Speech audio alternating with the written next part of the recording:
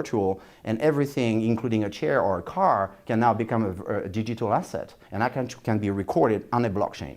And there will be, and we'll see some of the application in the healthcare area. Extended realities.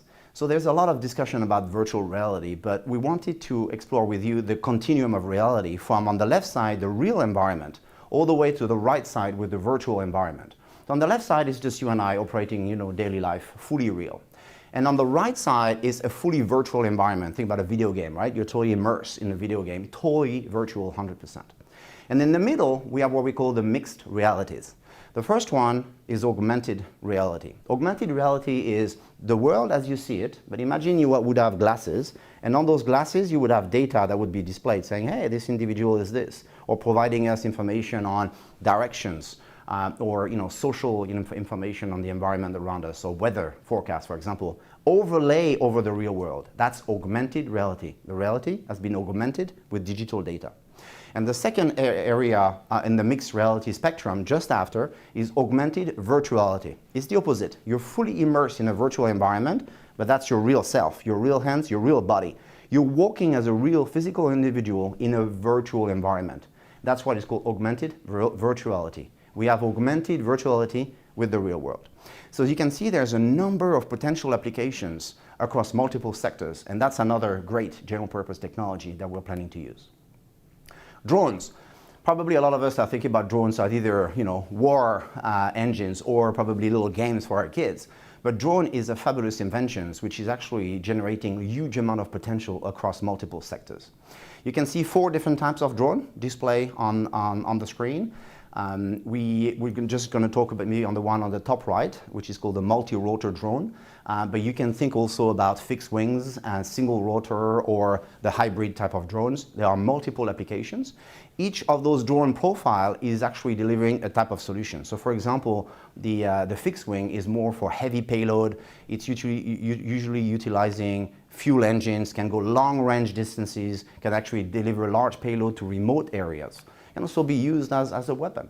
And you can see on the right side with the multi-rotor drones, they are more usually smaller, very light, shorter range, electric, and they're probably more used for video, photography, telemedicine, and other type of the delivery of small type of parcels. A multi-rotor drone is very easy. Think about it as having different propellers, which are propelling the drone. Think of it about having a flight central at the core of the engine, which have gyroscope, which have accelerometer, which has GPS telling you location, altitude, and then potentially embarked systems like video camera and other systems.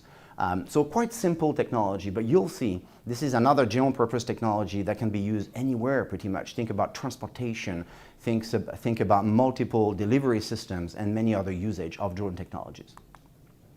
Gene sequencing, gene editing, and enhancements, brain enhancements. So one of the major revolutions as a general purpose technology since the discovery of the DNA helix is our ability to actually sequence genes. And that has actually also followed an exponential curve. It used to take about 10 years to sequence the first human genome. Now we're talking about probably a week. Soon we'll be talking about probably minutes in terms of sequencing over the coming years, which generate a huge opportunity in our ability to understand the human body, its ability, but also disease. Think about this from a healthcare perspective. Potentially humans are going to start using it for many different applications, as including the biopharmaceutical industry.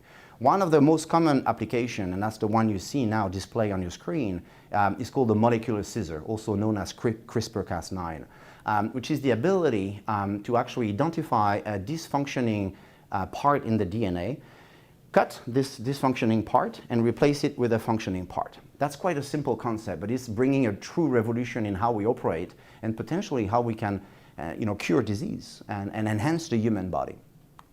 Talking about enhancements, one of the major enhancements humans have always been looking for is becoming brighter, smarter, etc. So nootropics, which is the ability to use drugs or medicines to enhance your mental capability, is something that is going to be used more and more, although it would have some limitation because our biological brain has some mechanical limitations. Therefore, the following waves of enhancement will probably be what we call brain-computer interfaces. And that's what a number of companies are already exploring today. You probably heard about Elon Musk and Neuralink. They are actually exploring the ability to create an interface that could be attached to the brain with a very simple, non-abrasive or very little abrasion, and the ability to connect the brain to the cloud in order to download and upload large volume of data, technically connecting the human brains to the broader systems that we are around us, to the cloud and to the systems. We'll talk about that, but that bears a large number of ethical implications. And as a biopharmaceutical industry, as we're trying to find solutions for patients, we'll have to think about those implications as we actually deploy those solutions. Big data and analytics is also one of the major general purpose technology. We talked about all those different general purpose technologies. They all produce and gather large amount of data. And this data produce this huge trillions, zillions of databases, and a lot of them are unstructured. Some can be structured, but a lot of them are unstructured. And our human brain doesn't have the capability to analyze all of this. And this is when artificial intelligence and analytic solution kick in. That's what you can see on the right side of the graph. The first layer that you can see is big data, a lot of unstructured data, it's just billions of data points. Analytics will allow us to actually start triaging and organizing those data in a way that makes sense. That's what we call analytics. Once we've analyzed those data and structured them, slice and dice them in different way, we can then start gaining insight into things, into the world that is around us, and potentially for us, into disease and solutions for patients. From that insight and analytics, we can then make decision. So that is the continuum: big data, analytics, and decision. So big data is definitely a revolution that allows us to actually measure, analyze, and take decision on our environment. Last but not least is artificial intelligence. So there is a lot of things when we talk about artificial intelligence, but we would like today to demystify that and help you understand what we mean by artificial intelligence. Artificial intelligence are 7 categories. They've been categorized by somebody that we call Norvig. He's a director of research at Google, where he's identified the different domains of AI. The first one is knowledge representation. This is how we structure knowledge in a form that computer can reason with. Think about common sense. What is an elephant? What is a door? The second area of artificial intelligence is automated reasoning. So now we've actually have structured knowledge. This is how we're going to use stored information to answer questions and draw conclusions, make inferences. For example, can this elephant go through a door? Now you're starting to connect the differences. Then when we've done that, maybe the elephants are going to evolve as part of the environment. They're going to become smaller. I don't know. But the environment is evolving around us, and maybe one day the elephant can go through a door, or the doors are made bigger. So how do the machine learn from the evolving environment around them? This is what we call machine learning.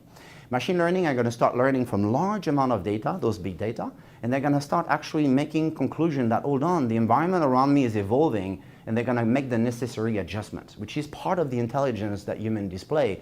And think about a 1-year-old kid is adjusting by learning from this influx of data. Machine learning or infant learning, very similar concepts. The fourth area is called NLP, natural language processing. So this is simply put the communication in natural language that the different computer systems are doing. Think about reading, writing, speaking, listening, translating. Machine translation is part of it. You probably use it every day with Google Translate and other systems. Computer vision is the fifth area. This ability for a computer system or a form of intelligence to actually visualize the environment and perceive objects around them. The sixth area is sensors. We talked about it and alluded through it with the Internet of Things. Sensors are those different captors that allow machines to feel and measure the environments. That could be temperature, it can be hygrometry, it can be speed, many different ways of measuring the environment. And then finally, actuator. When you feel the environment, you may want to act on the environment. That's the ability for machines to manipulate objects, also move around, like let's say a 1 or 2-year-old kid. Here are the 7 elements that are actually constitutive of AI. Now, if we talk about robotics, robotics is nothing more than a combination of those. Think about actuator, to act on the environment, sensor, computer vision, and let's say machine learning. That, combined will give you robotics. Or for example, natural language processing, machine learning, and automated reasoning will give you a personal assistant. This virtual assistant helping you every day, talking to you, making orders on your behalf. Those combinations will lead to another type of artificial form of intelligence. If you're interested in learning more about those technology, please check my other video on the topic. Thank you very much.